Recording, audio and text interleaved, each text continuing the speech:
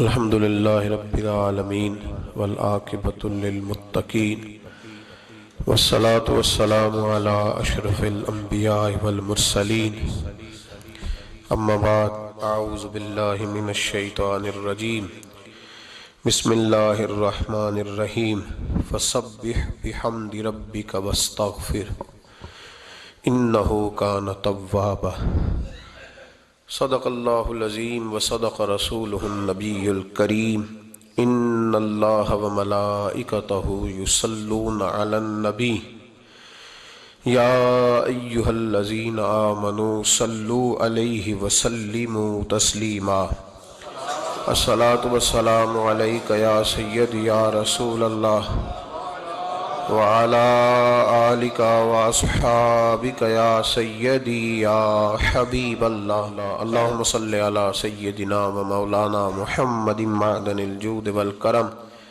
وعلى آله وأصحابه وبارك وسلم۔ تمام تعریفیں اللہ تعالی جل مجدہ الکریم کے لیے اور ہر قسم کے درود و سلام نبی رحمت سید عالم صلی اللہ علیہ وسلم کی ذات والا صفات کے لیے حمد و صلات کے بعد انسان کا سب سے زیادہ تعلق اس کے رب کریم کے ساتھ ہوتا ہے۔ اللہ تبارک و تعالیٰ کی طرف سے اسے نعمتیں ملتی ہیں، رب کریم کی طرف سے اس پر عطائیں ہوتی ہیں۔ اللہ کی طرف سے وہ آیا ہے اور واپس اللہ ہی کی طرف لوٹ جائے گا۔ ابتدا بھی مالک کریم کی ذات ہے اور انتہا بھی اسی رب کریم کی ذات ہے۔ انسان دنیا میں جتنے بھی پیچ و تاب کرتا ہے، جتنی بھی دنیا داری کرتا ہے اور جتنے بھی معاملات میں وہ وقت گزارتا ہے، وہ سارے عارضی ہیں، وقتی ہیں، اور بہت ساری چیزیں تو صرف اور صرف دھوکہ ہیں اور دھوکے کے سوا کچھ بھی نہیں۔ اگر اس کا یہ ذہن بن جائے کہ میں نے اپنے تعلقات کو، اپنے معاملات کو اپنے رب کے ساتھ صحیح رکھنا ہے، تو جب اللہ کے ساتھ اس کے معاملات ٹھیک ہوتے ہیں تو بندوں کے ساتھ خود بخود ہی ٹھیک ہو جاتے ہیں۔ اگر خشیت الہی پیدا ہوتی ہے، خوف خدا اسے نصیب ہو جاتا ہے، اور اگر اللہ تبارک و تعالیٰ کا قرب اسے میسر آتا ہے، اس رستے کا یہ سفر شروع کر دیتا ہے، تو بندوں کے ساتھ تو معاملات ویسے ٹھیک ہو جاتے ہیں۔ اس لیے کہ جب اللہ سے ڈرے گا، نہ دھوکہ کرے گا، نہ فریب کرے گا، نہ جھوٹ بولے گا، نہ کسی شخص کے ساتھ بددیانتی کرے گا، جب اللہ کے ساتھ اس کا تعلق ٹھیک رہے گا، اور جب یہ اپنے آپ کو آزاد سمجھے گا نا کہ میں ہوں اور میں ہی ہوں اور میں نے ہی چلنا ہے، تو پھر یہ اپنی مرضی سے معاملات کو چلائے گا تو خرابی پیدا ہوگی۔ اللہ تبارک و تعالیٰ کے ساتھ انسان کا جو رشتہ ہے، اس میں انسان کی کچھ کمزوریاں آڑے آتی ہیں، گناہ ہو جاتے ہیں، غلطیاں ہو جاتی ہیں۔ ان غلطیوں کے بعد اپنے رب کریم کے ساتھ اپنے تعلق کو مضبوط کرنے کے لیے اللہ رسول نے جو ہمیں وظیفہ دیا اس کو استغفار کہتے ہیں۔ استغفار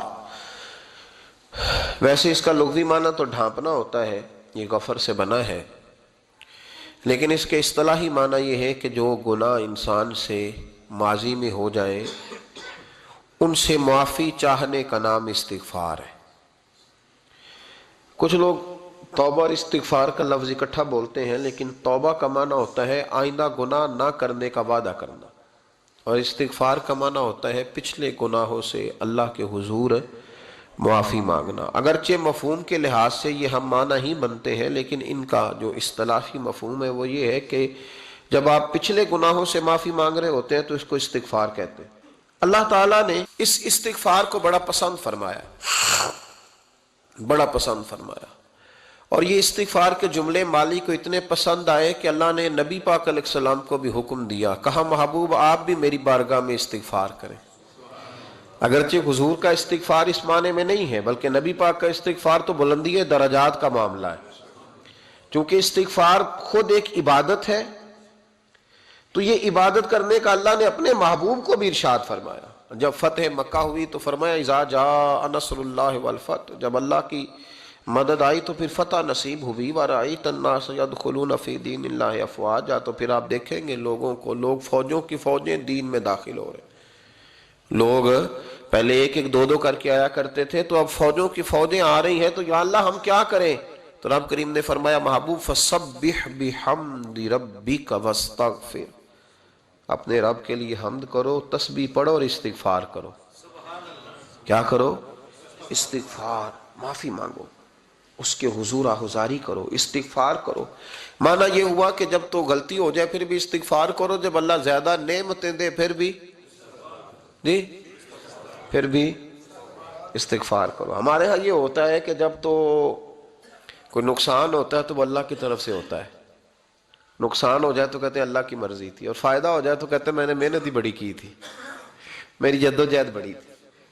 ایک بچہ ایک دفعہ میرے پاس کہیں انٹرویو کے لیے جا رہا تھا تو دعا کرانے آیا، کہنے لگا میں نے وہاں جانا ہے، دعا کیجئے گا اللہ تعالیٰ کامیابی دے۔ میں نے دعا کی، کچھ اس کو پڑھنے کو بتایا لیکن کامیاب نہ ہو سکا، لوٹ آیا۔ تو میں نے پوچھا کہ کیا بنا؟ کہنے لگا حضرت صاحب بس اللہ کی مرضی تھی، اللہ کی مرضی تھی۔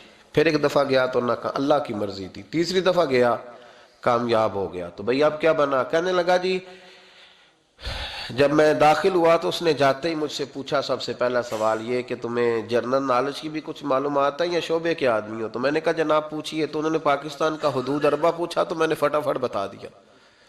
پھر انہوں نے مجھ سے پوچھا کہ یہ جو مینار پاکستان ہے اس کی تجویز کس شخص نے دی تھی؟ تو میں نے فٹافٹ اس کا بھی نام بتا دیا۔ پھر شارٹ ہینڈ کے ایک دو سوالات اس نے کیے تو وہ بھی میں نے بتا دیے، تو الحمدللہ کامیاب ہو گیا۔ میں نے کہا بیٹے جب تو ناکام ہوا تھا تو اللہ کی مرضی تھی، اور کامیاب ہوا ہے تو میں لگا دیے، اب اللہ کی مرضی کدھر گئی؟ یہ اتنا بڑا نقص ہے انسانی فطرت کا، اتنی بڑی کمزوری ہے کہ معاذ اللہ تعالی ہم کمزوریاں قدرت کے کھاتے میں ڈال دیتے ہیں، اور ناکامیاں قدرت کے کھاتے میں، اور کامیابیاں کیا تماشا۔ حالانکہ ہونا یہ چاہیے تھا کہ جہاں انسان کمزور پڑے تو کہے میری غلطی تھی، میری غلطی تھی۔ صوفیاء یہ سبق دیتے ہیں، اللہ کے بندے یہ پیغام دیتے ہیں کہ جب تو کہیں ناکام ہو جائے تو سمجھ جائے تیری، اور جب تو کامیاب ہو جائے تو سمجھ رہے اللہ راضی ہو گیا تھا، اللہ نے رحمت کر دی، اس نے فضل کیا۔ تو یاد رکھیں استغفار، کئی چیزوں پہ استغفار ہوتا ہے، کئی چیزوں پہ، اور استغفار کا نفع ملتا ہے۔ کیا نفع ملتا ہے؟ وہ سورہ نوح کی آیت نمبر 10، 11 اور 12 میں اللہ نے بیان فرمایا کہ استغفار صرف گناہ سے معافی چاہنے کا نام نہیں بلکہ استغفار کا تمہیں فائدہ ملے گا۔ کیا؟ رب فرماتے ہیں فَقُلْ تُسْتَغْفِرُوا رَبَّكُمْ۔ جب حضرت نوح کی قوم قحط کا شکار ہو گئی، آزمائشیں آ گئیں، تو آ کے حضرت نوح سے کہنے لگے اب ہم کیا کریں؟ تو کیا کہا حضرت نوح نے؟ فرمایا فَقُلْ تُسْتَغْفِرُوا رَبَّكُمْ، آپ نے فرمایا اپنے رب سے استغفار کرو، اپنے رب سے۔ انہوں نے قحط کی بات کی، انہوں نے کہا کہ کھیتیاں اجڑ گئی ہیں، بارش نہیں ہو رہی، قحط کی بات کی۔ آپ نے کیا کہا؟ استغفار کرو، کیوں کہ انہو کان غفارا، بے شک اللہ بڑا ہی بخشنے والا۔ وہ کیا کرے گا؟ یرسل السماء علیکم مدرارا، وہ تم پر موسلا دار بارش برسائے گا۔ جب تم استغفار کرو گے تو اللہ موسلا دار بارش برسائے گا، وَيُمْدِدْكُمْ، اور وہ تمہاری مدد کرے گا۔ استغفار کرنے والے کی اللہ کیسے مدد کرے گا؟ بِأَمْوَالٍ وَبَنِينَ، تمہیں مال بھی عطا کرے گا اور بیٹے بھی عطا کرے گا، بارش بھی دے گا استغفار کرنے والے کو، اور مال اور اولاد سے اس کی مدد بھی کرے گا۔ وَيَجْعَلْ لَكُمْ جَنَّةٍ وَيَجْعَلْ لَكُمْ أَنْهَارًا، اللہ تمہیں جنت بھی عطا کرے گا اور تمہیں نہریں بھی عطا فرمائے گا، تمہارے لیے جنت بھی بنائے گا، انہار بھی بنائے گا۔ توبہ کا، استغفار کا تمہیں یہ فائدہ ملے گا۔ ایک استغفار، ہمارے بزرگوں نے وہ لکھا ہے کہ جب انسان کو اللہ نعمتیں دیتا ہے تو پھر رب کا حکم ہے کہ اس پر شکر بھی کرے، نعمتوں پر اللہ کا شکریہ نہ کرنے پر بھی استغفار کرنا چاہیے کہ اللہ تو نے بڑا کچھ دیا تھا پر میں شکر ادا اس پر بھی۔ ہمارا تو اب یہ حال ہے کہ جو ہمارے پاس چیزیں ہیں وہ ہم کہتے ہیں یہ تو میرا حق تھا، لیکن جو نہیں وہ مجھے فٹافٹ ملنی چاہیے۔ مطلب اگر میرے پاس صحت ہے تو اس کو میں اپنا حق سمجھ لیتا ہوں کہ یہ تو میرا، یہ چونکہ ٹھیک ہے جی یہ تو صحیح ہے، تندرستی ہے یہ تو ٹھیک ہے، لیکن کار کوئی نہیں، وہ ذرا مل جانی چاہیے۔ اولاد تو میرے پاس ہے، وہ تو میرا حق تھا، میرا رائٹ تھا، معاذ اللہ وہ تو ہم نے حق بنا لیا۔ اور میرے پاس بنگلہ کوئی نہیں، وہ مجھے فٹافٹ مل جانا چاہیے۔ بھئی یہ کس طرح تیرا حق تھا؟ کس حساب سے؟ یعنی جو چیزیں ہیں ان کو سنبھالنے کی فکر نہیں ہے، اور جو نہیں ہے ان کے طلب کی فکر لگی ہوئی ہے۔ شکر نعمت کو محفوظ کر دیتا ہے، شکر نعمت کو محفوظ کر دیتا ہے، اور ناشکری نعمت کو لَئِن شَكَرْتُمْ لَأَزِيدَنَّكُمْ وَلَئِن كَفَرْتُمْ إِنَّ عَذَابِي لَشَدِيدٌ۔ اللہ فرماتے ہیں شکر کر، میں تیری نعمتوں میں اضافہ کر دوں گا، اور ناشکری کرے گا تو عذاب دوں گا۔ شکر نہیں نہ ہوتا، شکر نہیں ہوتا۔ دیکھیں نا، 100 روپے ابا جی نے دیا ایک بچے کو، اور اس کو کہا کہ جا دکان سے کچھ چیز لے آ، تو وہ 100 روپیہ اس نے رستے میں جاتے ہی کہیں پھاڑ دیا یا گوا دیا، تو اب وہ والد سے دوبارہ 100 مانگتا ہے، تو والد کہتا ہے کہ پہلے 100 کا تو نے کیا کیا؟ نہیں سمجھ آئی آپ کو میری بات؟ پہلے 100 کا کیا کیا؟ تو وہ کہے گا جی باپ میرا دل کرتا تھا میں نے پھاڑ دیا۔ جوان بچہ ہے، سمجھدار ہے، 12-14 سال کا ہے، میرا دل کیا تھا میں نے پھاڑ دیا، ختم ہو گئی بات۔ تو ابا نیا 100 دے دے گا؟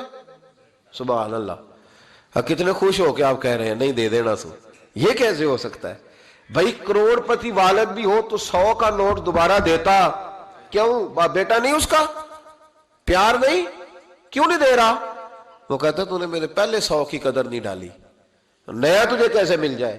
تو نے خیال ہی نہیں کیا، تو نے جدوجہد ہی نہیں کی، تو نے۔ حضرت مولا رومی نے مثال دی ہے، جناب رومی فرماتے ہیں کہ بغیر محنت کے لوگوں کو اللہ نے نعمتیں دی ہیں تو انہوں نے شکر ہی نہیں ادا کیا۔ اندھے سے پوچھ آنکھ کی قدر کیا ہے، پوچھ اندھے سے، پوچھ معذور سے کہ ٹانگوں پہ چلنا کتنی بڑی نعمت ہے، کبھی پوچھ اس سے جس کا مکان تو ایک کنال میں ہے پر رونے والا بچہ کوئی بھی نہیں، پوچھ اس سے جس کی جیبیں دولتوں سے بھری ہوئی ہیں پر کوئی نہیں کہتا کہ ابا 10 روپے دینا، پوچھ یہ کتنی بڑی تکلیف ہے۔ حضرت رومی نے لکھا ہے، وہ فرماتے ہیں کہ ایک والد تھا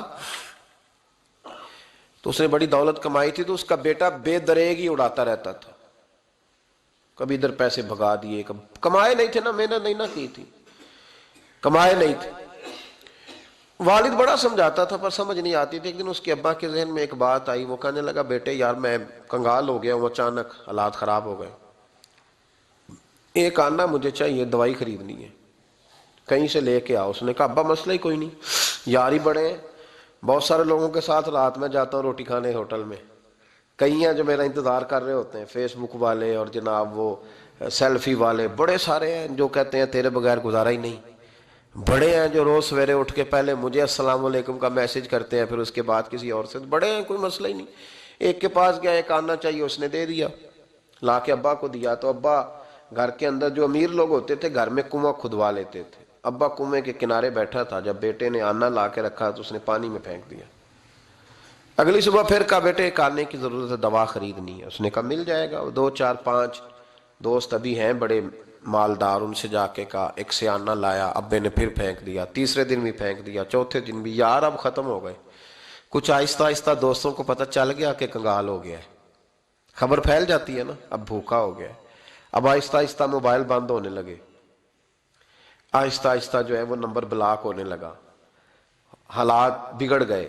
اب جب اسے پتہ تھا کہ یار تو اب دروازہ کھٹکھٹاتا ہوں تو کہتے ہیں کہ اسے کہہ دو میں گھر نہیں، ابا نے تو آنا مانگنا ہے، اور میں بے دریغ دولت ابا کی اڑاتا رہا ہوں، اب یہ بھی نہیں کہہ سکتا کہ مجھے دیتا کوئی نہیں۔ شہر سے باہر نکل گیا، سارا دن مزدوری کی، جد و جہد کی، کبھی کام کیا نہیں تھا، ہاتھوں پہ چھالے پڑ گئے۔ بڑا مشکل ہوتا ہے جن لوگوں نے کام نہ کیا ہو، انہیں کرنا پڑ جائے تو تکلیف کا شکار ہو کے ایک آنا کمایا، شام کو لا کے والد کی ہتھیلی پہ رکھا تو اس نے پھینکا نا جب کنویں میں تو چیخ پڑا، کہنے لگا ابا جی آپ سیانے بیانے بندے ہیں، روز پیسے لا کے دیتا ہوں، کنویں میں پھینک دیتے ہو، کوئی کرنے والی بات کرو، نہیں دوائی کھانی تو نہ کھاؤ، ضائع کیوں کرتے؟ تو بیٹے کو باپ نے تھپکی دے کے بٹھا لیا، اس نے کہا بیٹا میں نے پہلے دن تو نہیں پھینکا، تو 7واں دن میں روز پھینکتا ہوں، آج تیری چیخیں کیوں نکلی؟ کہنے لگا ابا پہلے ادھار کے تھے آج مزدوری کے ہیں۔ نہیں سمجھ آئی بات؟ پہلے بولیے، اور آج میری محنت ہے، مزدوری ہے، جد و جہد ہے۔ تو والد کہنے لگا بیٹے یہی میں تجھے سمجھانا چاہتا تھا، وہ میرے بھی محنت کے ہیں جو تجھ روز یاروں کو کھلا آتا ہے، اور میں نے بڑی جد و جہد سے جمع کی ہے، میں کنگال نہیں ہوا، صرف تجھے سمجھانا تھا۔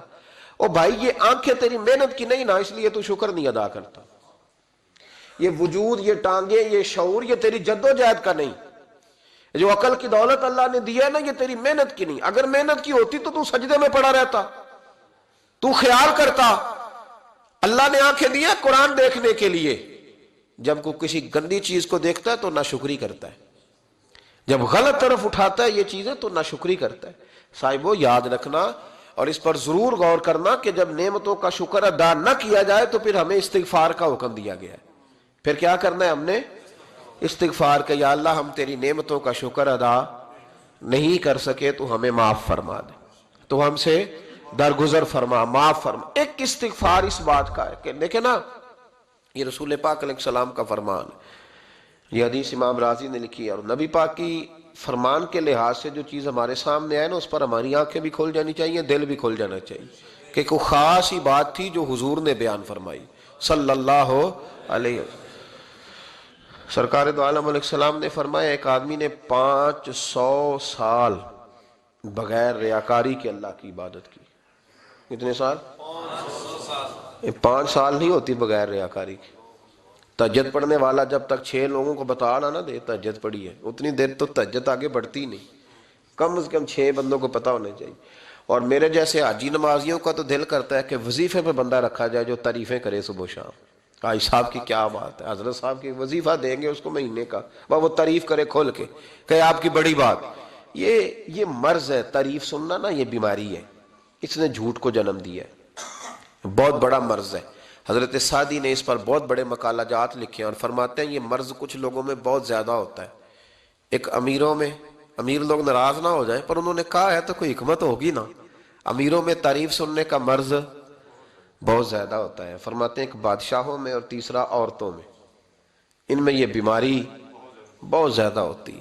کوئی تعریف نہ کرے تو خود اپنی کرنی شروع کر دیتے ہیں، خود ہی کہہ دیتے ہیں کہ کیا بات سی میرے ابا جی تے وہ تے 100 حال چلدا سی تے 150 بندہ ٹکر کر، ابا جی دی چھڑ تو دس تیرے کنے چل دے، تیرے کل کنے بندے روٹی کھاندے، اپنی بات کرنا۔ اقبال کہتے تھے تو وہ آباد تمہارے ہی مگر تم کیا ہو، ہاتھ پہ ہاتھ درے منتظر فرداؤ، ابا جی کی دادا جی کے چھوڑ اپنی کر، ہمیں تو تیرا پتہ ہے تو اپنی بات کر، تیرے اندر بھی کوئی چیز ہے کہ نہیں۔ ابا دادا تو سب کے بڑے ہیں، حضرت آدم کی اولاد ہے تو حضرت آدم نبی تھے، تو باپ دادا تو سب کے بڑے بڑے ہی ہیں، بات یہ ہے کہ اپنی بات کرنی چاہیے نا۔ تو یہ بیماری ہے، یہ نقص ہے۔ 500 سال بغیر ریاکاری کی عبادت، اور بیان میرے نبی کریم علیہ السلام فرما رہے ہیں 5، بولیے، یہ بہت بڑا مسئلہ ہے، دکھاوا نہ ہو، ریاکاری نہ ہو۔ ہم مجالس میں جاتے ہیں نا جناب، محافل میں، تو لسٹ ملتی ہے، یہ چودھری صاحب نے صدارت ہے، انہوں نے خصوصی تعاون کیا ہے، تو یہ فلانے صاحب ہے تو ان کا بھی نام لینا ہے۔ تو میں کبھی کبھی کہہ دیتا ہوں کہ یار آپ نے تو کہا تھا یہ نبی پاک کی تعریف کی محفل ہے، اور یہاں آپ نے لسٹ لگا دی ہے پوری تعریف کرنے والوں کی۔ کچھ ضروری ہے کسی کا نام لینا اور اس کا جناب ذکر کرنا اور اشتہار پہ اس کی فوٹو آنا، یہ کچھ ضروری ہے؟ ویسے بھی کوئی اچھا لگتا ہے کہ نبی پاک کے نام کی محفل اور میں صدارت کر رہا ہوں؟ ڈرنا چاہیے نا مجھے اللہ تعالیٰ سے، حضور کی محفل اور میری صدارت، اس پر کبھی غور کریں۔ اگر کوئی راہ طریقت کا مسافر ہوگا تو تڑپ جائے گا کہ نبی پاک کے نام کی محفل اور سرپرستی ایک ایسے آدمی کی جس کو وضو تک نہیں کرنا آتا، چھ معنی دار ہے، وہ دھندا ہے معاذ اللہ تعالیٰ، جس کا جو دل کرے وہ کرتا جائے۔ 500 سال بغیر ریاکاری کی عبادت کی، 500 بڑا مشکل ہوتا ہے۔ حضور فرماتے ہیں یہی بندہ جب اللہ کے حضور کھڑا کیا جائے گا تو رب کریم اس سے کہے گا کہ چلو اس کو میرے فضل سے جنت میں لے جاؤ، تو عرض کرے گا مالک فضل تو ٹھیک ہے پر 500 سال لگائے ہیں میں نے، 5۔ وہ مولوی صاحب میری طرح کے بیچارے جو امام مسجد ہوتے ہیں نا تو وہ بھی کہتے ہیں جب میں آیا تھا تو 30 بچے تھے مسجد میں، اب 80 ہو گئے۔ اور بھائی یہ بندوں کو بتانے کی کیا ضرورت ہے، یہ تو اللہ کی رضا کے لیے ہے نا، تو چھوڑ اس میں اتنا تذکرہ کرنے کی کیا حاجت۔ 500 سال جس نے لگائے، بول پڑا یا اللہ 500 سال لگائے اور تو کہتا ہے کہ اس کو میرے فضل سے لے جاؤ، تو رب کریم نے فرمایا چلو کوئی نہیں، پھر انصاف کر لیتے ہیں، الٹی آنکھ کی روشنی نکال کے ترازو کے ایک پلڑے میں رکھو اور 500 سال کی بغیر ریاکاری کی عبادت دوسرے پلڑے میں رکھو۔ کبھی اس مریض سے پوچھنا جس کو ڈاکٹر کہہ دیتا ہے کہ تیری آنکھ کا علاج نہیں ہو سکتا، بے بس ہوتے ہیں ڈاکٹر، جواب دے جاتا ہے شعور۔ پوچھ کبھی اس شخص سے کو کہتے ہیں بس جناب اب آپ اپنی آنکھیں موجود ہونے کے باوجود آپ دیکھ نہیں سکتے، اتنی موٹی آنکھ لگی ہوئی ہے، لیکن روشنی اللہ چاہے تو دیتا ہے، نہ چاہے تو نہیں دیتا۔ 5 ایک آنکھ کی روشنی ایک پلڑے میں رکھ لو اور دوسرے میں 500 سال کی عبادت رکھ دی، اللہ اکبر۔ تو رب کریم نے فرمایا اب تولو، جب تولی تو وہ عبادت تھوڑی تھی اور ایک نعمت زیادہ تھی۔ اللہ نے فرمایا یہ تو بھائی اس کو تو 500 سال دیے تھے، یہ تو ایک نعمت کا شکر نہیں ادا کر سکا، پکڑو اس کو دوزخ میں ڈالو۔ ایک کر کے کیا آیا ہے؟ پکڑو جہنم میں ڈالو، اس کو لے چلو۔ ترمذی شریف کے لفظ ہے، نبی پاک نے ہمیں سمجھایا اور ایک جملے میں ساری بات ختم کر دی۔ حضور فرمانے لگے تو اللہ کی تھوڑے دیے ہوئے رزق پہ راضی ہو جا، وہ بھی تیری تھوڑی عبادت سے راضی ہو جائے گا۔ اور اگر تیرا پروگرام ہے نا لمبی چوڑی جائیدادوں کا، تو پھر سجدے بھی لمبے کر، پر لمبے کرنا تو بھی۔ یہ کیا بات ہوئی؟ یہاں جتنی دولت بڑھتی جاتی ہے عبادت سکڑتی جاتی ہے، وقت ہی نہیں، ٹائم ہی نہیں، یہ بڑھا پھر۔ تو جب دوزخ میں جانے لگا نا تو پھر خیال آیا، تو حضور فرماتے ہیں استغفار کرنے لگا، کہنے لگا اللہ میں بھول گیا تھا، اللہ مجھے غلطی لگ گئی، استغفار کر رہا۔ تو جب اس نے استغفار کیا تو رب کریم تو پہلے ہی بڑا قبول کرنے والا ہے، یا اللہ میں بھول گیا تو فرمایا چلو جو استغفار کرے اسے تو میں ویسے ہی معاف کر دیا کرتا ہوں، اسے بخش دو، اسے میرے فضل سے جنت میں لے جاؤ۔ پہلا استغفار۔ ہمارے بزرگ نے ایک مراقبہ کراتے تھے، مراقبہ ان فی خلق السماوات والارض واختلاف اللیل والنہار لآیات لأولی الالباب۔ مراقبہ ہوتا تھا اللہ کی نعمتوں پر غور کرنے کا نام۔ تو اکیلا بیٹھ، گردن جھکا اور غور کر خدا کا فضل کتنا ہے اور میری اس میں محنت کتنی، اس کا شمار کر۔ اس طرح کر کے 2 خانے بنا، ایک خانے میں اللہ کی نعمت رکھ اور دوسرے میں پھر اپنی محنت رکھ۔ اس کو کہتے ہیں مراقبہ۔ یہاں سے مراقبہ سٹارٹ ہوتا ہے۔ اور اگر تو شکر ادا کر رہا ہے تو پھر ٹھیک ہے، ورنہ پھر استغفار کر، پھر اللہ کے حضور معافی مانگ، پھر اس کے حضور آہوزاری کر، پھر اس سے کہہ کہ وہ معاف کرے۔ ہم لوگ یہ والا مراقبہ نہیں کرتے، اس لیے جو چیز ہے وہ تو میرا حق تھا، مجھے فٹافٹ دوسری بھی چاہیے۔ استغفار کریں اس لیے کہ ہم شکر ادا صحیح طور پر کر سکے۔ پھر اس کے بعد دوسرا استغفار اس وقت ہوتا ہے اللہ اکبر کہ جب انسان باشعور زیادہ ہو پر بے عمل بھی اتنا ہی زیادہ ہو، اسے بھی استغفار زیادہ کرنا چاہیے۔ اب میرے سمیت کسی بھی آدمی کو چھیڑیں گے نا تو دنیا اور مافیہا کی وہ باتیں کرے گا، لیکن جب اس کا عمل دیکھا جائے گا تو کچا سا، پلپلا سا، کمزور سا۔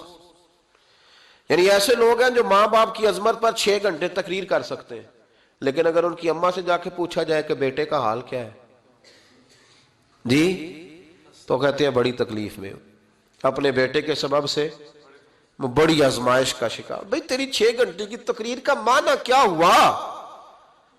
تو لفظوں کے گورکھ دھندے کا ماہر ہے۔ لفظ، میں ادھر گیا ہوا تھا بڑی دور پنجاب کے ایک شہر میں، تو ایک صاحب مجھے کہنے لگے کہ میری 21ویں سالانہ محفل ہے۔ میں نے کہا آپ نماز پڑھتے ہیں؟ کہتے نہیں۔ تو میں نے کہا محفل کا کیا معنی رکھا ہوا ہے آپ نے؟ یہ کیا ہے، رسم ہے؟ فلاں بہت بڑے عالم کو میں نے بلایا، فلاں کو بھی بلایا، فلاں نعت خواں بھی۔ یہ کیا ہے؟ اگر تو نمازی نہیں آج تک، اس کو کیا سمجھتا ہے تو؟ میرے بھی فلاں بزرگ سے بھی تعلقات ہے، تو نے کیا حاصل کیا ان سے؟ تعلقات کا کیا مطلب ہوتا ہے؟ فوٹو آتی ہے ساتھ، اخباروں میں تصویر لگ گئی، فیس بک پہ آ گیا کہ میں ان سے ملا ہوں، اتنا تعلق ہے؟ یہاں تو بھائی خوشبو کے قریب سے بندہ گزر جائے تو خوشبو آنے لگ جاتی ہے۔ تو نے پایا کیا؟ شعور ہونا اور عمل نہ ہونا بہت بڑی مصیبت ہے۔ اس سے اللہ کی بارگاہ میں استغفار کرنا چاہیے۔ یعنی انسان کو عقل ہو، پتہ ہو، خبر ہو، پر اس کے پاس دھیلے کا عمل نہ ہو۔ اس کو 3400 حدیث آتی ہو کہ نماز نہ پڑھنے والے کی سزا یہ ہے، پھر بھی نہ پڑھے تو سزا ہے کہ نہیں اللہ کی طرف سے؟ حضرت رومی رحمت اللہ علیہ فرمایا کرتے تھے بہت سارے بندوں کو اللہ سارا کچھ دیتا ہے، مسجد آنے کی توفیق نہیں دیتا، معنی یہ ہے کہ اللہ ان سے ناراض ہے۔ وہ کہتے ہیں کہ میں بڑا سمارٹ ہوں۔ تو عقل ہونا اور عمل نہ ہونا، اس پر بھی استغفار کرنا چاہیے۔ شعور ہو اور انسان کو عمل کی توفیق۔ یار ساری زندگی گورکھ دھندے میں گزر گئی لوگوں کی، لفظوں کے بڑے ماہر رہے، اور میں ایسے لوگوں کو دیکھتا ہوں تقریریں 6 گھنٹے کی، 9 گھنٹے کی تقریریں سنتے ہیں، بیٹھتے ہیں مجالس میں، نماز کا وقت آتا تو مصیبت بن جاتی، بھاگتے جان چھڑاتے، مسجد کی حاضری 20 منٹ کی بھی صحیح نہیں دے سکتے. کیا ہے یہ کیوں بوجھ بن گیا تیرے اوپر؟ غور کر، ڈر اللہ سے. میرے نبی کریم علیہ وآلہ وسلم نے ارشاد فرمایا قیامت کے دن کچھ لوگ کئیوں کی بات سن کے جنت میں چلے جائیں گے. اللہ تعالی ہماری پردہ پوشی عطا فرمائے.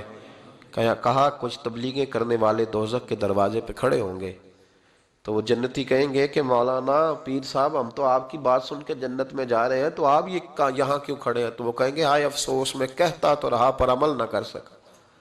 میں عمل، اس سے مراد صرف ممبر پہ بیٹھنے والا مولوی نہیں، اس سے ہر وہ شخص مراد ہے جو نصیحتیں تو بڑی کرتا ہے لیکن خود عمل وہ بہت بڑا الفاظ کا ذخیرہ رکھتا ہے، پر عمل کے لیے 2 سجدے بھی صحیح طریقے سے دے سکتا. پھر وہ استغفار کرے، پھر وہ اللہ کی بارگاہ میں معافی مانگے، پھر وہ توبہ کرے. اس لیے کہ جو جتنا بڑا ہوتا تھا نا اس پہ خشیت بھی اتنی زیادہ طاری ہوتی، اس پر خشیت بھی اتنی جتنا. حضرت عمر فاروق رضی اللہ تعالیٰ عنہ کو زخم لگ گیا، شدید زخم لگا، آپ آ گئے، بڑی زیادہ خون بہہ گیا ہے. بہت سارے صحابہ آپ کے گرد جمع ہو گئے، حضرت عبداللہ ابن مسعود بھی آ گئے، تو جناب عمر رونے لگ گئے. اب تو رونا آتا ہی نہیں لوگوں کو. حضرت محی الدین ابن عربی کہا کرتے تھے جس کو پورا ہفتہ ہو گیا ہے نا وہ طریقت کا مسافر بھی. جاگ رہے ہیں آپ حضرات؟ کہتے تھے جس کو پورا ہفتہ ہو گیا نا طریقت کا مسافر بھی ہے پر اللہ رسول کی یاد میں رویا نہیں. فرماتے تھے مجھے تو اس کے ایمان پر شک ہونے لگ گیا کہ 8 دن ہو گئے اسے خیال ہی نہیں آیا. حضرت عمر میدان میں جس شخص کے کبھی پاؤں نہیں لڑکھڑائے، اللہ رسول کی بات آتی تھی تو دریا بہتے تھے آنسو. یہاں حال ہی کوئی نہیں، خشک خوش جملے اور جناب موٹے موٹے تراشے ہوئے فکرے اور لفظوں کی ہیرا پھیری، اس کے علاوہ کوئی چیز نظر ہی نہیں آتی. حضرت عمر رونے لگے، آخری وقت ہے، تڑپ رہے ہیں، آنسو بہ رہے. حضرت عبداللہ ابن مسعود آ گئے، انہوں نے کہا عمر تیری ہجرت بھی بڑی باکمال تھی، تیرا اسلام قبول کرنا بھی بڑا ہی باکمال تھا، حضور بھی تجھ سے ہمیشہ راضی رہے. عمر تو روتا کیوں ہے یار؟ بات تو یہ ہے کہ جب تو نے خلافت سنبھالی تو پھر تیرے طریقے بھی باکمال ہی تھے، اور جب تو میدان میں اترتا تھا پھر بھی تیرے معاملات باکمال تھے، اور جب تو مال غنیمت بانٹتا تھا پھر بھی تو باکمال. یار ہر موقع پہ تو باکمال تھا تو جاتے دفعہ روتا کیوں ہے؟ ان کا استغفار دیکھو، ان کی توبہ دیکھو. حضرت عمر پھر رو پڑے، کہنے لگے عبداللہ لوگوں کو میری نیکیوں کا پتہ ہے، گناہوں کا تو نہیں نہ پتہ. وہ تو میں جانتا ہوں یا میرا مالک جانتا ہے نا، نیکیاں تو سب کے سامنے، پر من آنم کے من دانم جو اندر چھپے ہوئے گناہوں کے ڈھیر ہے وہ تو میں جانتا ہوں. کہا تو نے میرے کلمہ پڑھنے سے لے کر میری حکومت تک میری ساری نیکیاں گنوائی ہیں، اب دعا کر میرے لیے کہ رب میری نیکیاں اور بدیاں برابر برابر کر دے، مجھے درجہ نہیں چاہیے، بس اللہ مجھے معاف کر دے. درجوں کی ضرورت نہیں ہے. یہاں تو لوگ درجات لے کے بیٹھے. حافظ کہتا ہے کہ میں جتنے آیتیں ہوں گی اتنے میرے درجے بلند ہوں گے. پہلے درجوں والا کام تو کوئی کرنا. مولانا کہتے ہیں کہ نور کے ممبر پہ بیٹھوں گا، بھائی پہلے بتا نور کے ممبر کی طرف تیرا سفر بھی جاری ہے کہ نہیں. تاجر کہتا ہے کہ میں سخاوت کروں گا تو حضرت عثمان کے ساتھ جگہ ملے گی، پر حضرت عثمان کی سخاوت اور اپنی سخاوت کا فرق بھی دیکھ. مجاہد کہتا ہے کہ میں نبی پاک کے جہاد والے صحابہ کی پشت پہ رہوں گا تو پہلے اپنے کام تو دیکھ. اور جب ساری باتیں سمجھ میں نہ آئے تو پھر اللہ کی بارگاہ میں استغفار کر، پھر بیٹھ. بڑے لوگ استغفار کرتے، معافی چاہتے، اور یہ استغفار پھر اتنا کرم کرتا، اتنی آسانی کرتا، اس قدر بہتری کرتا کہ وہ مانگ تو اپنے گناہوں کی معافی رہے ہوتے تھے اور اللہ رحمتوں کے دروازے کھول دیتا تھا. اللہ ان پر کرم کے دروازے. حضرت امام حسن کے پاس ایک شخص آیا، حضرت امیر معاویہ بھی بیٹھے تھے، تو اس نے امام حسن سے آ کے کہا کہ حضور اولاد نہیں ہے، کوئی دعا کر دے. توجہ ہے میری بات پر؟ اب بھی لوگ پیروں کے پاس آتے ہیں نا ماشاءاللہ سے، اللہ خیر فرمائے. تو پیر صاحب اگر وظیفہ بتائیں تو وظیفہ چونکہ پڑھنا پڑتا ہے وہ کام مشکل ہے، لہذا تعویذ تو پیروں نے بھی اب ماشاءاللہ بڑی ترقی کر لی، انہوں نے بھی تعویذ چھپوا کے رکھ لیے. کون لکھے اتنے تعویذ؟ جو کہ ہر مرید کو تو تعویذ چاہیے. انہوں نے نا جی تعویذ پکے چھپوا لیے، کچھ نے مورے بنوا لیے. دیکھتا رہتا ہوں، میرا شعبہ ہے نا، میں دیکھتا رہتا ہوں کہ مور لگائی، اس کو باندھا، اللہ خیر کرے گا. اب وہ نفسیاتی معاملہ ہے، ظاہر ہے 100 بندہ تمیز لے کے گیا ہے تو 1.5 کو تو فرق پڑے گا ہی نا بیچ میں سے، تو جس کو فرق پڑ گیا اس کا فیس بک پہ دے دیا کہ یہ میری کرامت ہے جی، تو جس کا نہ پڑا جی جڑے محرم راز حقیقت دے او تے راز حقیقت کھول دے ہی نہیں، اے جنہ ویکھیا نہیں او کرن گلاں، جنہ ویکھ لیا او تے بول دے ہی نہیں۔ ہمارے ایک حضرت تھے تو ان کے پاس ہم بیٹھے تھے، نیک آدمی، تو تویز دیا تو مرید کہنے لگا حضور دوبارہ کب آؤں؟ کہنے لگے فرق پڑ گیا تو آ جانا، نہیں تو کہیں اور چلے جانا۔ اس لیے کہ شیخ عبدالعزیز دباغ رحمت اللہ علیہ کے ایک مرید نے کہیں تنقید کر دی تھوڑی سی، یہ لفظ بس نا بہت بڑے ہیں، ان کی میں تشریح نہیں کروں گا، جتنے جملے اتنی بات کر کے بیت جاؤں گا، ان کی تشریح نہیں ہو سکتی، یہ ان کی توضیح نہیں ہو سکتی، کچھ تفصیل نہیں ان کی ہو سکتی، یہ جملے بڑے، میں کوئی تشریح نہیں کروں گا۔ اس نے کہا کہ حضور فلاں فلاں فلاں فلاں جگہ مجھے پریشانی ہے آپ کے حوالے سے، تو آپ فرمانے لگے میں نے کون سا باندھا ہوا ہے، نہیں سمجھ میں بات آتی تو کہیں اور چلا جا، باندھ کے رکھا نہیں، دروازے کھلے ہوئے ہیں کہیں اور چلا جا، ختم ہو گئی بات، تنقید کرنے کی ضرورت چھٹی۔ اس لیے کہ وہ لوگ بت نہیں بناتے تھے کہ بس ادھر ہی پوجا کرنی ہے کہ کہیں اور نہیں جانا، یہ چھوڑے ہے نا ہمارے چکر چلا ہوا میرے علاوہ کہیں اور نہ جانا۔ شیخ عبد الوہاب شرونی فرمایا کرتے تھے یہ تو نقص ہے تیرے اندر کا، یہ تو تیرے اندر کا نقص ہے، اگر تو قابل ہوتا تو کہتا جا سنگیا سارا زمانہ دیکھا، اگر کو میرے جیسا ملا تو چلا جانا، اور اگر میری طرح کا نہ ملا تو پھر کہیں اور جا دیکھا سارا۔ او بھائیو کیا چکر ہے، وظائف لوگ پوچھتے تھے تو ان پہ عمل کرتے تھے، وہ چیزیں فائدہ دیتی۔ حضرت امام حسن سے آ کے وظیفہ پوچھا، اس شخص نے کہا حضور اولاد کوئی نہیں تو وظیفہ بتایا، تو آپ نے فرمایا استغفار پڑھا کر، کیا کر؟ اس نے کہا ٹھیک ہے، تو حضور پھر میں دوبارہ کب آؤں؟ تو امام حسن کہنے لگے بے اولاد ہے نا تو، استغفار کا وظیفہ بتایا نا؟ کہا ہاں۔ فرمانے لگے اب اس وقت آنا جب اللہ تجھے 10 بیٹے عطا کرے گا۔ کتنے؟ 2 4 نہیں، 10 ہی کہہ دیے۔ تو حضرت امیر معاویہ رضی اللہ تعالیٰ دیکھا، کہنے لگے حسن اتنا بڑا دعویٰ؟ آپ فرمانے لگے میں نے کہہ دیا نا تو اللہ فضل کرے گا، ہاں ہاں اللہ خیر کرے گا، خیر ہو جائے گی۔ وہ شخص کئی سالوں کے بعد آیا، کئی سالوں کے بعد، تو حضرت امیر معاویہ کو بھی ساتھ لایا، کہنے لگا حضور اللہ کے فضل سے اللہ نے 10 بیٹے عطا فرمائے، پورے 10 ہی اللہ نے دیے۔ تو حضرت امیر معاویہ کہنے لگے جناب بات تو آپ کی سچی ہو گئی، پر مجھے بھی بتائیے وظیفہ کہاں سے لیا؟ فرمانے لگے قرآن پاک سے، سورہ نوح کی 10 11 12 آیت پڑھو، اللہ فرماتے ہیں تم استغفار پڑھو میں تمہاری بیٹوں سے بھی مدد کروں گا، مالوں سے بھی مدد کروں گا۔ تو میں نے استغفار بتائی تھی اور قرآن میرے اللہ کا ہے، رب کا وعدہ جھوٹا ہو سکتا؟ فرمایا 10 بیٹے ملنے تھے میں نے کہہ جو دیا تھا۔ وہ میرے بھائیوں یاد رکھیں استغفار اللہ کی رحمت نازل کر، ایک ہوتا ہے خوف، ایک ہوتی ہے خشیت۔ خوف والے لوگ توبہ کرتے ہیں، خشیت والے استغفار کرتے ہیں۔ ایک ہوتا ہے خوف، ایک ہوتی ہے خشیت والے استغفار کرتے ہیں۔ نبی کریم علیہ السلام نے فرمایا میں دن میں 100 مرتبہ استغفار کرتا ہوں، دن میں۔ توبہ والا کہتا ہے کہ میں بھول گیا تھا مجھے معافی مل جائے، اور خشیت والا کہتا ہے میرا یار ناراض نہ ہو جائے، وہ استغفار ہی کرتا رہتا ہے، وہ معافی حضرت رومی نے مثال دی ہے، فرماتے ایک عورت تھی تو بھیک مانگا کرتی تھی، ایک دن بادشاہ کے دروازے پہ بھیک مانگنے گئی تو بادشاہ کو پسند آ گئی، اس نے نکاح کر لیا۔ 20 کنیزائیں اس بی بی کے پاس تھی خدمت کرنے کے لیے، روٹی دینے کے لیے، کپڑا دینے کے لیے، لیکن وہ ہر وقت روتی رہتی تھی، ہر وقت روتی۔ ایک سمجھدار کنیز کہنے لگی کہ ملکہ اب تیرا درجہ بہت بڑا ہے، تو ہر وقت روتی رہتی ہے، معافیاں ہی مانگتی رہتی ہے ہر وقت، کون سی ایسی نعمت ہے جو تیرے پاس نہیں؟ تو وہ کہنے لگی اس لیے تو روتی ہوں۔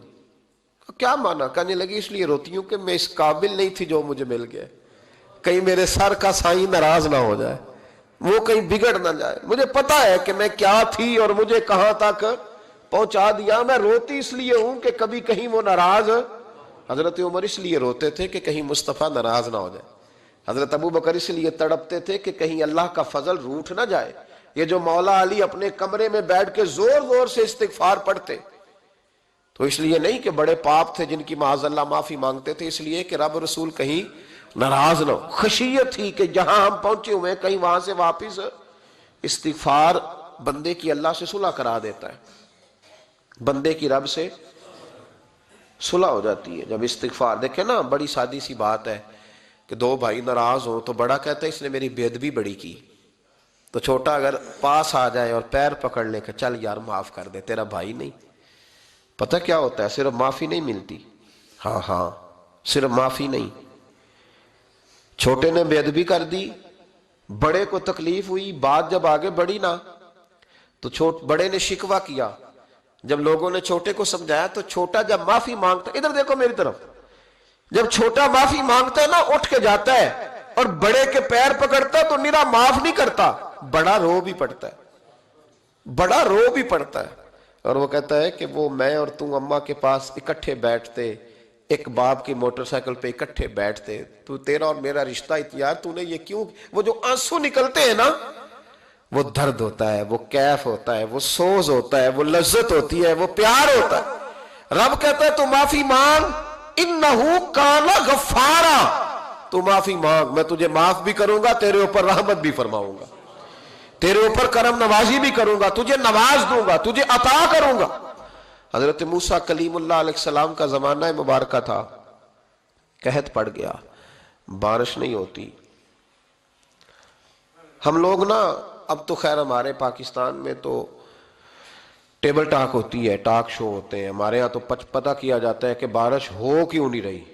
پھر اس پہ یہ ہوتا ہے کہ دھواں بڑا چڑھ گیا ہے، حالات بڑے خراب ہیں، فلاں ایسے ہو گیا قحط کا. ہم تو اسباب تلاش کرتے رہتے ہیں نا جی، فوق بہت زیادہ ہے، فلاں چیز ایسے ہے، فلاں چیز ایسے ہے، ہم تو یہ تلاش کرتے رہتے ہیں. وہ لوگ یوں نہیں کرتے تھے، وہ سیدھے جا کے مصلوں پہ بیٹھتے تھے، اس لیے کہ وہ کہتے تھے جب رب چاہتا ہے تو پھر کوئی چیز کسی چیز کو روک سکتی، وہ سیدھے مصلے پہ بیٹھتے. اعلیٰ حضرت فاضل بریلوی رحمۃ اللہ علیہ کے پاس ایک مولانا محمد حسین آئے، وہ فلکیات کے بڑے ماہر تھے. تو اعلیٰ حضرت نے فرمایا ذرا ستاروں کا حساب لگا کے دکھاؤ بارش کب ہوگی. کہنے لگا پورا مہینہ تو نہیں ہوگی. تو اعلیٰ حضرت رحمۃ اللہ علیہ فرمانے لگے کہو کہ میرا علم کہتا ہے مہینہ نہیں ہوگی، اللہ چاہے تو ابھی ہو سکتی ہے. کہنے لگا جی وہ تو ٹھیک ہے پر میرا علم، وہ جیسے روز لوگوں نے پیر نیٹ ٹو سین شاہ صاحب نہیں کھولے ہوتے کہ بارش کب آئے گی، اور اس کی طرف نہ دیکھ، مصلے پہ بیٹھ، مہربانی کر مصلے پہ بیٹھ، اللہ کی بارگاہ میں حاضر ہو، اسے معافی مانگ، اسے منا تاکہ وہ رحمت کی بارش. کہنے لگا جی میرا علم کہتا ہے. تو اعلیٰ حضرت فرمانے لگے پھر وہی بات، تو کہے اللہ چاہے تو بارش ابھی، لیکن یہ جو اڑ گئے ہیں نا بیچارے، یہ اڑی گئے ہیں، یہ جہاں الجھ گئے ہیں وہاں یہ لوگ الجھ گئے. اللہ ہمیں الجھنے سے محفوظ فرمائے. تو اعلیٰ حضرت اٹھے تو فرمایا ٹائم کیا ہوا ہے گھڑی پہ؟ کہنے لگا جی 12. تو اعلیٰ حضرت نے گھڑی گھمائی، اب کیا بج گیا؟ کہنے لگا 4 بج گئے. فرمانے لگے بج گئے نا 4. کہنے لگا جی آپ نے گھڑی گھما جو دی ہے. فرمانے لگے اللہ بھی جب چاہے تو ستارے گھما دیتا ہے، اللہ بھی ستارے گھما دیتا ہے بارش. کہنے لگا جی وہ تو ٹھیک ہے پر مہینہ نہیں ہو سکتی. اڑا ہوا بندہ اس کا کوئی علاج ہے؟ جو اڑ جو جائے اس کے لیے قرآن کہتا ہے وَإِذَا خَاطَبَهُمُ الْجَاهِلُونَ قَالُوا سَلَامًا، اسے سلوٹ کرو دور سے، اسے کہو تو جان اور تیرا. کہنے لگا جی ہو نہیں سکتی پورا مہینہ. فرمانے لگے یار تو جا اپنا کام کر. وہ شخص کہتا ہے میں نے دروازہ کھولا اعلیٰ حضرت کا، کمرے سے باہر نکلا تو تیز بارش ہو رہی. واپس آیا تو میں نے کہا احمد رضا یہ عقیدہ کہاں سے لیا ہے؟ فرمایا دروازہ مصطفیٰ سے لیا ہے صلی اللہ علیہ وسلم. تو یاد رکھیں کہ اللہ کو منانا چاہیے، استغفار کرنا چاہیے، اس کی برکات. حضرت موسیٰ ساری قوم کو لے کے نکل گئے. آؤ بھائی میدان میں اللہ کی بارگاہ میں استغفار کریں اور بارش کا سوال کریں، بارش مانگیں. جب باہر نکلے دیر تک دعائیں ہوتی رہیں تو حضرت موسیٰ علیہ السلام کو رب کریم نے وحی فرمائی کہ موسیٰ آپ کی قوم میں نے ایک شخص ہے جس کو 40 سال ہو گئے نافرمانی کرتے، اس نے رب سے صلح نہیں کی. کتنے لوگ ہیں؟ ایک. اور 40 سال سے وہ نافرمان ہے، اس کو مجمع سے نکال دو بارش ہو جائے گی. اگر ایک گناہگار کی وجہ سے بارش رک جاتی ہے اور جہاں دروازے کھلے ہوئے ہوں، جہاں تنہائیاں خوفناک ہوں، اور جہاں تباہی اتری ہوئی ہو، اور جہاں لوگ کروڑوں روپیہ مال ہڑپ کر گئے ہوں، اور جہاں علماء کو ہتھ کڑیاں لگا کے ٹھنڈی زمینوں پہ لٹا دیا جائے اور قوم کہہ رہی ہو اچھا ہوا اچھا ہوا، اور لوگ پھبتیاں اڑا رہے ہوں، مذاق کر رہے ہوں، تو پھر اس قوم پہ کس طرح کر کے فضل الہی، اور یہ مولوی کا معاملہ نہیں، یہ تو ممبر رسول کا معاملہ ہے۔ میرے مصطفیٰ نے یہ نہیں کہا پیر میرا وارث ہے، حضور نے فرمایا عالم میرے دین کے وارث ہے۔ ہاں ہاں، حضور نے فرمایا جس نے عالم کے چہرے کا دیدار کیا سمجھے میں نے اپنے نبی کی زیارت کی ہے۔ لیکن یہاں تو خیر یہ عنوان نہیں، ورنہ میں اس پر جاتا ہے۔ تو کہا ایک بندہ ہے 40 سال سے اللہ کی نافرمانی کر رہا ہے، وہ اگر نکل جائے تو بارش ہو جائے گی۔ حضرت موسیٰ نے اعلان کر دیا بھی ایک شخص ہے، وہ اگر نکل جائے تو بارش ہو جائے گی۔ پتہ تو ہوتا ہے نا سب کو، مجھے بھی پتہ ہے کہ میں اندر سے کیسا ہوں، اور آپ کو بھی خبر تو ہوتی ہے نا جی۔ جب بات ہو رہی ہوتی ہے تو پھر پتہ تو چلتا ہے نا کہ بات کہاں جا کے سیٹ ہو رہی ہے، پتہ چلتا ہے نا۔ اسے بھی چل گیا پتہ، اب اندر ہی اندر رونے لگا۔ اور دیکھو امام رازی اور امام غزالی دونوں نے لکھا ہے کہ اس درد سے رویا، اس درد سے کہ ادھر والے کو بھی پتہ نہ چل جائے، مجمع کے اندر کھڑا ہے اور ادھر والے کو بھی استغفار، دیکھو ادھر والے کو بھی پتہ نہ چل جائے اور ادھر والے کو بھی کہیں ہجوم میں غم میں بھی توہین نے ضبط غم نہ ہوئی۔ ہم اس احتیاط سے روئے کہ آنکھ نم نہ ہوئی، ہجوم غم میں بھی توہین نے ضبط غم نہ ہوئی۔ ہم اس احتیاط سے روئے کہ آنکھ نم نہ ہوئی، روئے بھی پر کسی کو آنسو نہیں دیکھنے دیے۔ اب اس درد سے کہتا ہے اللہ تو معاف کرنے والا ہے نا، تو معاف کرتا ہے، پردہ پوشی کرتا ہے، اور مالک اگر لوگوں کو پتہ چل گیا تو میرے تو بچوں کا بھی جینا حرام کر دے گا، یا اللہ میری تو آنے والی نسل بھی تڑپ کے وقت گزارے گی۔ مالک تو معاف کر دیا کرتا ہے، لوگ نہیں معاف کرتے، اے اللہ یہ میری خوبیاں بھول جائیں گے، میری خامیوں پر بات، مالک میں یہ ذلت نہیں برداشت کر سکتا، فضل فرما۔ حضرت موسیٰ نے دوبارہ اعلان کیا نکلتے ہو کہ نہیں نکلتے؟ پھر تڑپا، خداوندا مجھے بے آبرو نہ کر، یہ ذلت اور رسوائیاں یہ نہیں برداشت ہوتی، اللہ درگزر۔ حضرت موسیٰ نے تیسرا اعلان کیا نکلتا ہے یا میں پھر اس کا نام لوں؟ اللہ سے پوچھ کے نام لوں اس کا، بتاؤ کون ہے؟ اب تو تڑپ گیا، کہنے لگا مالک میں تیری بارگاہ میں استغفار کرتا ہوں، آئندہ نہیں کرتا، آئندہ نہیں کرتا۔ یہ لفظ ادا کیے، بندہ کوئی بھی نہیں نکلا، رب کریم نے بارش عطا کر دی، تیز بارش جب برسی نا، تیز بارش، تو لوگ تو نہیں دیکھ کے دوڑ گئے۔ تو حضرت موسیٰ کہنے لگا یا اللہ مجھے بھی تو بتا، تو نے کہا تھا کہ جب تک بندہ نہیں نکلتا بارش نہیں ہوگی، تو نکلا کوئی بھی نہیں، بارش ہو گئی، ماجرا کیا ہے؟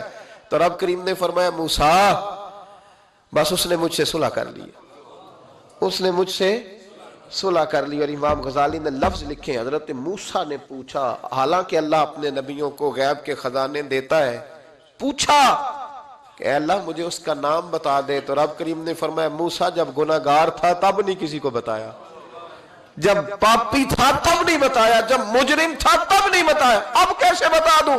فرمایا اس کی میری صلح ہو گئی ہے، اور فرمایا جو بارش نہیں نہ ہو رہی تھی وہ بھی اس کی وجہ سے نہیں ہو رہی تھی، اب جو ہوئی ہے نا تو یہ بھی اسی کی وجہ سے ہوئی ہے، یہ بارش اب جو ہوئی ہے تو یہ بھی یہ اس گناہگار کے سبب سے۔ اپنی راتیں اللہ کے ساتھ گزارے، مصلی پہ بیٹھے۔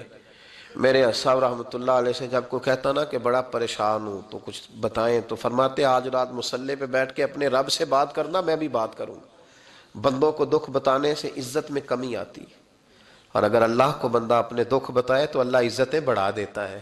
ترمذی شریف کی حدیث ہے، نبی پاک علیہ السلام نے فرمایا اگر تو دنیا داروں کو دکھ بتائے گا تو اللہ تجھے غنی نہیں کرے گا، اور اگر تو اپنے رب کو بتائے گا تو اللہ بڑی جلدی تجھے دنیا سے بے نیاز کر دے گا، تجھے لوگوں کی ضرورت نہیں رہے گی۔ استغفار کریں، کثرت سے کریں، ذوق سے کریں، مصلی آباد رکھیں، ہر شے دیکھو نا، جس طرح کھانے کی میز آباد رہتی ہے، بستر آباد رہتا ہے، ہمارے دیگر معاملات، اگر مصلی نہ آباد رہے تو روح بے چین رہتی ہے، طبیعت بے قرار رہتی ہے۔ انسان میں نے دیکھا ہے بڑے بڑے سمجھدار لوگ پاگلوں جیسی زندگی گزار رہے ہیں، بولتے جا رہے ہیں، بولتے جا رہے ہیں، بولتے جا رہے ہیں، ایسے کسی کو کوئی خبر کہ 6 فون اٹھائے ہوئے ہیں، ایسے جیسے ڈسٹرب ہو گئے مینٹلی طور پر۔ وجہ کیا ہے کہ ان سے جان نہیں چھڑاتے۔ کبھی سارے موبائل بند کر کے نا، سارے بچے ہر چیز سائیڈ پہ کر کے مصلی پہ بھی آنا چاہیے۔ اور مالک تو بڑا ہی کریم ہے، اللہ تو بڑا ہی کنز المال کی حدیث سنا کے بعد سمیٹتا ہوں۔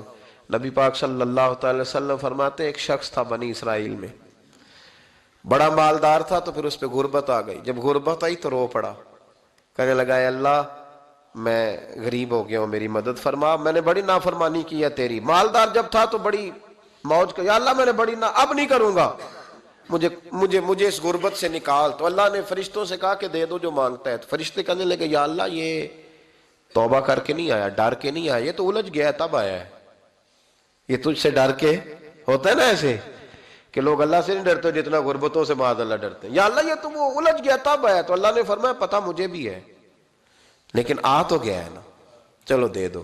تو کہا یا اللہ اگر دے دیا تو دوبارہ نہیں آئے گا۔ فرمایا اس کا بھی مجھے پتا ہے، تم دے دو۔ اسے دے دیا۔ جب دولت مل گئی نا تو کہنے لگا اوہو وہ تو میں نے اس طریقہ سے استعمال کیا اس لیے کامیاب ہو گیا۔ پھر کچھ وقت گزرا تو پھر الجھ گیا، پھر قرضے چڑھ گئے، پھر سارے علاج کہنے لگا یا اللہ اب نہیں کرتا، اب معاف کر دے۔ 70 دفعہ توبہ کی اور 70 دفعہ توڑی۔